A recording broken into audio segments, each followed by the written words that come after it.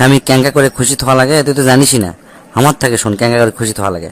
আমি তোকে যে কয়টা টিপস কমো সেটা যদি ঠিক মতো তুই মানা পারিস, স্বামী তোর জন্য খুশি খায়, সারা জীবন তোর জন্য পাগলা হয়ে থাকবি। দোস্ত ক, আমি সব মানবো। আমি খুব অশান্তির মধ্যে আছি স্বামী ক্লিয়ে। শোন তাহলে, মনোযোগ দিয়ে শুনিস সব কথা। তোর স্বামী ঘুমোর থেকে ওঠার আগে তুই আগে উঠবো, উঠে ফ্রেশ ট্রেশ হয়া তুই করবো কি, গাওয়াতে না সেন্টেন দিয়ে না সাজুগুজু হালকা সাজুগুজু করে তুই না সামনে ঘুরবো, মানে ওর যান ঘুম ভেঙে তোকে দেখেই যান ওর মনটা ভালো হয়ে যায়, ঠিক আছে? আর ওই ঘুমোর থেকে ওঠার যখন উঠবি, যখন তাকাবি, তখন তুই না ওর দিকে তাকে না মুসকি মুসকি হাসি দিব, ঠিক আছে? এটা গেল 1 নাম্বার।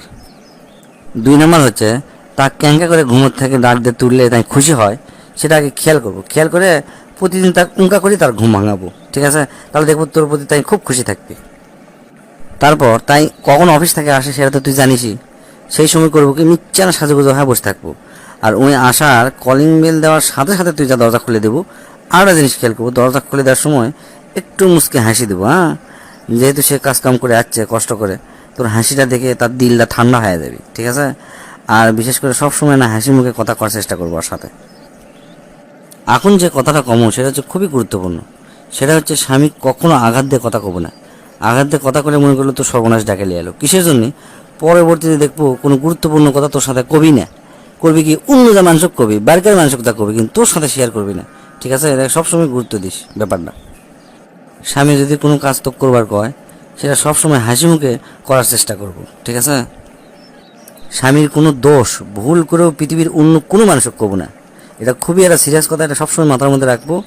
যখন তার মাথা ঠান্ডা থাকবে, আস্তে ধীরে তাকে বুঝাবো যে তুমি এই কাজটা আসলে ভুল করছিলা, এটা এরকম নয়, এরকম হবে। তখন দেখবো তোর স্বামী ঠিকই শুধরে নিবি, ঠিক আছে? স্বামীর অনুমতি ছাড়া ভুলেও কাউকে কোনো টাকা পয়সা হাওলাত দেবো না, বা কোনো জিনিসপত্র কাউকে হাওলাত দেবো না, এটা কিন্তু জায়েজ নাই। স্বামীর কোনো কাজ তোর যদি মনের বিরুদ্ধেও যায়, সাথে সাথে সেটা তর্ক করবো না, পরে ঠান্ডা মাথায় আস্তে ধীরে আলোচনা করব, দেখবো সব ঠিক হয়ে যাবে।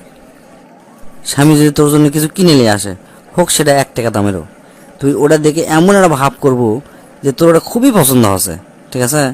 এতে স্বামী খুবই শান্তি পাবি, খুবই স্বস্তি পাবি এবং তোর উপর খুব খুশি হবে। এটা খেয়াল রাখিস। স্বামীর মেজাজ বুঝে ঠিক সেই রকম তার সাথে ব্যবহার করব। তাই যদি হাসি খুশি থাকে, তাহলে তার সাথে হাসি খুশিভাবেই ব্যবহার করব। আবার তার যদি মন খারাপ থাকে, তাহলে তুইও মন খারাপ করবো, তার মনের কষ্টটা বোঝার চেষ্টা করব, তার সাথে সেটা শেয়ার করার চেষ্টা করব। ভুলেও এরকম করব না যে তাই কষ্টে আছে তুই এমন ভাব লিচ্ছ যে তার কষ্টের তুই কোনো মূল্যায়নই করিচ্ছ না, তাহলে স্বামী খুবই কষ্ট পায়। এই ব্যাপারটা তুই অবশ্যই খেয়াল রাখবো। আরেকটা জিনিস তুই খুব খেয়াল করবো, বেটি ছেলেরা কিন্তু খুব লোভী হয়, টাকা পয়সার প্রতি খুব লোভ থাকে। এই জিনিসটা তুই সবসময় খেয়াল করবো, কোনো টাকা পয়সার প্রতি লোভ করবো না। আর তোকে তো লোভ করার দরকারই নাই। তোরা বিয়ার আগে বাপ মায়ের কাছে থাকিস, বাপ মা তোকে দায়িত্ব নেয়, আর বিয়ার পর স্বামীরা দায়িত্ব নেয়। তাহলে তোকে কোনো টাকা পয়সা চিন্তা আছে? স্বামী হোক যদি ভালো রাখতে পারিস, টাকা পয়সাটা তোকে চিন্তাই করা লাগবে না। আর যদি স্বামী যদি কোনো টাকা পয়সা তোকে দেয়, তাহলে সেটা 100% হিসাব দেওয়ার চেষ্টা করব। তাহলে দেখবো যে তোর উপর চরমভাবে বিশ্বাস স্থাপন করবি, এবং দেখবো সমস্ত টাকা পয়সা তোর উপরই দায়িত্ব দিবে এবং তোর কাছে থবি, বুঝছো? এখন যে কথাটা কম সেটা আরও গুরুত্বপূর্ণ। তুই জিনকা তোর বাপ মা খুব ভালোবাসিস, তাইও সিনকা তার বাপ মা খুব ভালোবাসে। একটা জিনিস খেয়াল রাখবো, ভুলেও তোর শ্বশুর শাশুড়ির দোষ তোর স্বামী কব না, ঠিক আছে? আর এমন একটা ভাব লিব, প্রয়োজনে অভিনয় করব যে তোর স্বামীর থেকে তোর শ্বশুর শাশুড়ি তুই বেশি ভালোবাসিস। তাহলে দেখবো তোর স্বামী তোর পায়ের নিচে পড়ে থাকবে।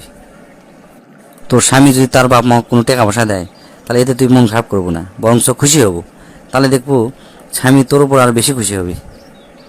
এই যে কয়টা কথা কোনো এলে যদি ঠিক মতো শুনতে পারিস, আর শোনার পর যদি তোর সংসার সুখের না হয়, তারপর আমার কাছে কোষ, আমি কান কাটে ফেলে দেবো, যা। তোকে অনেক অনেক ধন্যবাদ এত সুন্দর সুন্দর কথা কওয়ার জন্য। আমি কাল থেকে এগুলো শোনার চেষ্টা করবো।